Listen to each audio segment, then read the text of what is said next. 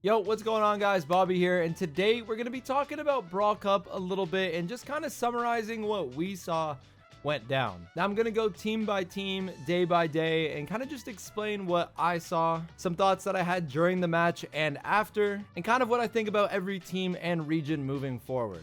So first we had SK Gaming versus Revenant X Spark. First off, I do really wish we got to see Sergeant Clash play because he is probably the best player in that entire region. It is nice that Czar got to step up and play at the LAN. It's been a while since he's played at a LAN, and I know from being his ex-teammate that that is his favorite thing in the world. So it was nice to see him have that moment, but SK did make really easy work of them. This match kind of made SK somewhat look like the front runners maybe to win this tournament, and they just started off really strong for Europe. But at the same time, we all kind of knew that this outcome was going to happen for this first match, so it wasn't anything crazy, just kind of an eye-opener with how easy the sweep was. So then next up, we had another strong European team. We had Humble versus Toxic Lotus. And again, this match was a clean sweep. Now, China, again, in the history of Brawl Stars, and this has been a long time. It's been, what, I think 6 years now? China's really kind of never done anything. They used to have 3 world spots. I know it's kind of crazy, but they used to have 3 world spots to their region, where North America only had 1. And China never won anything ever. So there was always this big uproar, like, we have to take China's spots. They're not good. They never win. And this is kind of what it looked like in the first match. Humble didn't drop a set. I think they only lost 1 game, maybe 2 games if I'm mistaken.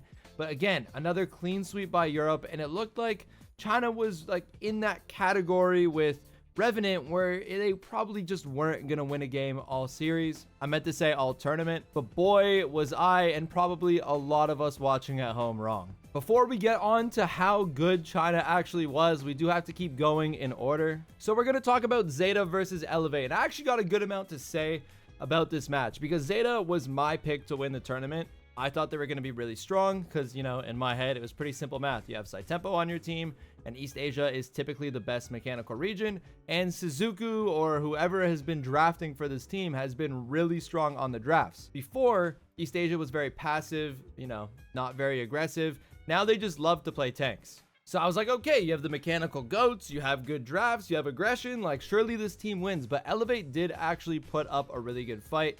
They lost 3-1. But I do think Elevate did, show some fight in both sets that they lost to start off the series. They did take 1 game each. So either Zeta had draft and they were kind of showing cracks in their armor, or they didn't draft so good and Elevate can kind of play up to their level. But I don't know if it was Elevate being good or Zeta maybe not being so good.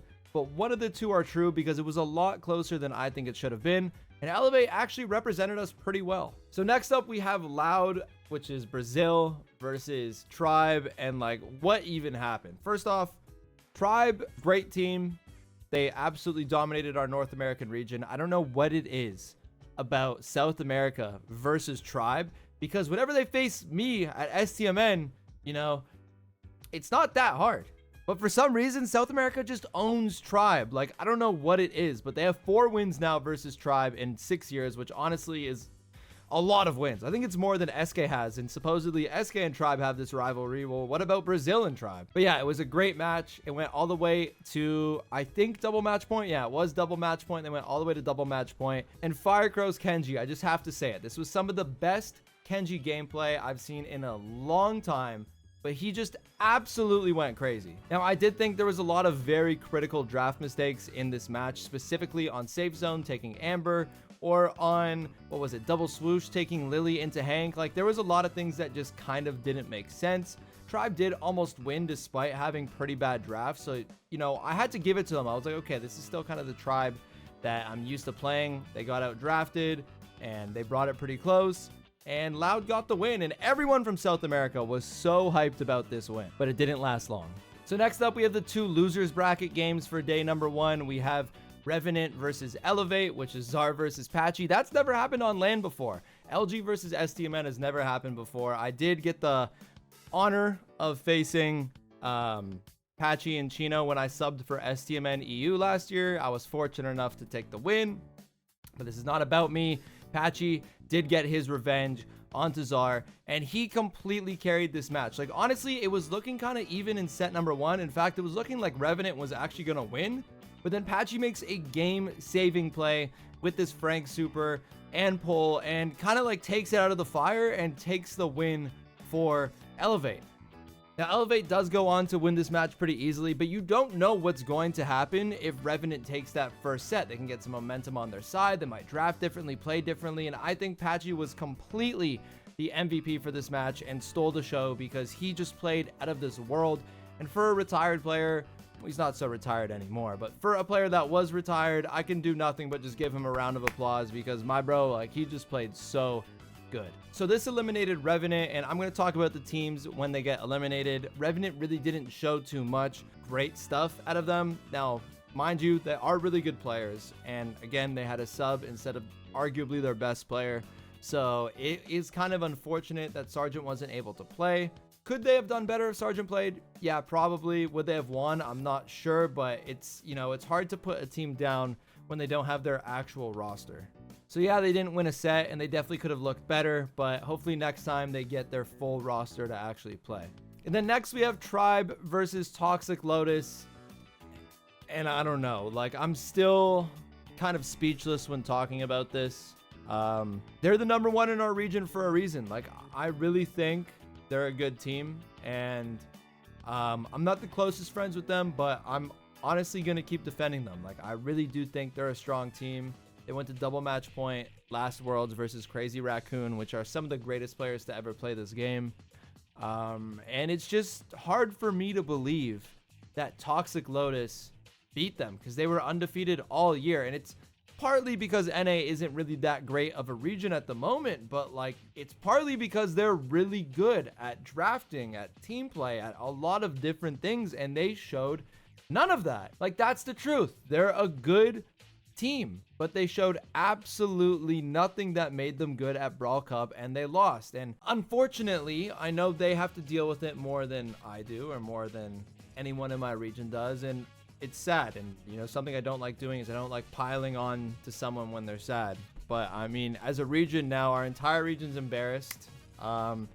We look horrible. People are saying China's better than us, saying South America's better than us, and it's fair. Like, look what happened. This team dominated our whole region and then lost both their matches. So, you know, it was a bad tournament, but that doesn't make them a bad team. It doesn't mean what they haven't been doing over the last, you know, year and a half hasn't been really impressive. And I know they're going to be back for sure, and I hope better next time. But let's stop talking about Tribe and talk more about Toxic Lotus, because they pulled out some crazy stuff. The Miko gameplay on Bridge was just unbelievable. The Shade on Hard Rock was just unbelievable. Like, they played so good. They drafted so good, and there is nothing, like, I can't do anything besides congratulate them, because they totally put China on the map. This is the best performance China has ever had in the history of Brawl Stars. Like, ever, by a mile. And you can do nothing again but give those guys a round of applause. And like, I'm just so happy for them. You know, I'm sad for me that I didn't get an extra spot. I'm sad for my region. I'm sad for Tribe. But you have to be happy to see other people's hard work pay off. So very big congratulations to Toxic Lotus. They eliminate Tribe in this match. So far we have Revenant eliminated, which is APAC, I think. Or no, SEA. It's SEA. And then we have NA eliminated. So far every other region is still in. We start off with a bunch of good matches here. We have SK versus Zeta. Again, just like on day 1, SK was very surgical. They did lose one set. No, sorry, they lost 2 sets. It actually went to double match point. I don't know why I feel like they won by a bigger margin. I think it's because they had draft all 5 times, which to have draft 5 times in a match, you do usually win. Shout out Code OG. And so this one was honestly really weird because it's like, wow, SK played good. They drafted good. They did everything good. Like, they played about as perfect as a game as you can play. And they won by 15% on double match points. So then it's like, holy smokes. Like, is that what it takes to beat Zeta? Does it take a top team with 5 out of 5 outdrafts to barely win? I guess so. So that moved SK on to the final four, and then Zeta went on to the final match of Group A. But before we get to that final match, we got to talk about Loud versus Humble. And honestly, the highlight of this match was watching Firecrow play Primo and not be able to score a goal, because this match was honestly pretty boring. I mean, like, Humble, again, just like they did in their first match on day one, dominated this, swept it. It honestly looked like Firecrow wasn't scoring on purpose just so he can like move on to the next match, because he didn't want to get tortured by Humble, humiliated by Humble, clapped by Humble anymore. But yeah, that's really it. I mean, Humble just walked through them. So SK won both their matches, Humble won both their matches, and they were easily the two best teams in day 1 and 2. So then that brings us to the elimination matches for the groups, where we have Elevate versus Zeta first. Again, Zeta wins 3-1. And it's weird. Like, Zeta is the weirdest team in the world, because I felt the exact same way when I used to play versus Zeta. I finally was able to beat them one day, but before I was able to beat them, I kind of always thought the same way. We always lost 3-1. We lost 3-1 both times, just like Elevate did both times here. And both times I was like, you know, if I made one better pick, or if I made one better play, I probably could have won this whole match. And that's exactly how I feel watching them play versus Elevate. It's like, I think if Elevate didn't pick Tick on Shooting Star and went Ollie instead, or maybe Carl or something more aggressive, definitely Ollie, not Carl. Or if Patchy, as good as he played on day 1, didn't mess up his Tara mid and kept whiffing every pull on Gem Grab, then I really think these guys actually could have won. And it's the same thing every time versus Zeta. When they face teams that aren't at that very high level, it's always like, you think you can win, but you never win. So Elevate gets eliminated here, but I have to give big shout out to Eve, Vegeta, and Patchy. Patchy stepped up when he got called on, and, you know, nothing but respect for that. Vegeta and Evelyn, it was their first LAN. I think Vegeta and Evelyn performed under pressure. I think they drafted pretty well under pressure. And it's hard to play your first LAN. It really is. A lot of teams struggle with it. You could look at Current Tribe. You can look at Vatra. You could look at even Semantic, who played for years and years and years and can never win on the world stage. It's really hard at the start. And Elevate, they didn't do anything crazy, but they looked like they belonged, and that's all you can really ask for your first time. And then we have Loud versus Toxic Lotus, and I honestly think this is match of the year so far. Loud was up 2-0. Everything was going well. The Brazilians, South America, everyone was like, yeah, China sucks. NA sucks. You all suck. And then they got reverse swept by China. Oh my god, that is like the worst look. If in like the history of Brawl, like, China's really good now. I'm not trying to like talk down on China, but like, you know, for the last 4 or 5 years, like we all know, China hasn't been good. So if you told anyone they got reversed by China, they'd probably say, well, I'd rather just stay home. But that's what happened. China reverse swept Loud. It was unreal. It was like the craziest thing I've ever seen. And I'm such close friends. I've said this so many times with Firecrow, and I love South America. They're my second favorite region. I always want them to do well as long as I'm not facing them. But like, wow, what a match and what a moment for China. So Loud does get eliminated on this, you know, reverse sweep. But, you know, they did win versus NA's #1 seed, which is a big moment for South America. I think South America did prove that they're a deeper region this year. They're a better region this year. And I expect a lot more out of South America when LCQ and Worlds comes around. So, you know, it might not have been the finish they wanted. In fact, I know it wasn't the finish they wanted, but if you told them they were going to beat Tribe coming into this tournament, they probably would say, you know, they would probably say, yeah, we know, but inside they'd probably think it was a tall task, and they did win. So there was some bad, but there was some good, and, you know, South America as a region, I think, did pretty well. So yeah, then we moved on to the final 4 teams on day 3. First match was SK versus Toxic Lotus, and honestly, Toxic Lotus had them on the ropes. They were up 2-1 in sets, and the only set that they lost by like 11%. So that is pretty crazy, to be honest. Like, they could have swept SK. Like, China could have swept SK. What? So China reverse sweeps SA. They beat NA #1 seed, and they almost beat SK, which is one of the best teams in the world. So what a tournament for China. But they do lose 3-2 to SK. So EU's undefeated streak moves on. SK moves on to the finals, and then China moves down to the 3rd/4th place game. And then we have Humble versus Zeta, and I thought this was going to be match of the tournament, maybe even match of the year. You have the prior world champions versus Zeta, Saitempo, who they beat in the finals of Worlds. Like, everything was written here for a perfect match, and Humble steamrolled. Like, Humble literally, like, you know, put their diapers on for, like, put Zeta's diapers on and tuck them in bed and say, here, you go to sleep now, you go to sleep. Now, there was one set where Zeta did have a 100-0 draft where it was exactly the comfort that they wanted to play. So they won that very convincingly. They looked really good. But yeah, Humble after that, like, just like it really wasn't even close. Humble just destroyed them. So again, EU wins. So you have EU versus EU in the finals. Europe went 6-0 versus every other region. So Europe just absolutely dominated this tournament. We're going to talk about that a little bit more at the end of the video. But Zeta moves down to face Toxic Lotus, and everyone was cheering for Toxic Lotus because, like, you know, Zeta, they've won enough. This is, like, China was the story of this tournament, I think, along with EU dominance. And people were rooting for them, but unfortunately, being a fan favorite isn't enough. And they went down to Zeta. So Zeta took 3rd place. Toxic Lotus goes home with 4th, which, again, if you told Toxic Lotus they were going to come 4th, they wouldn't have believed you. Maybe they would, but I mean, I don't think anyone else would. So that was just unreal. Big congratulations to all the players on Toxic Lotus and to everyone who represents China and roots for China. You know, congratulations to you. And to Zeta, I know this is the finish that they didn't want. You could hear them all week. They said, we're going to win this tournament. We're the best. We're going to win this tournament. We're the best.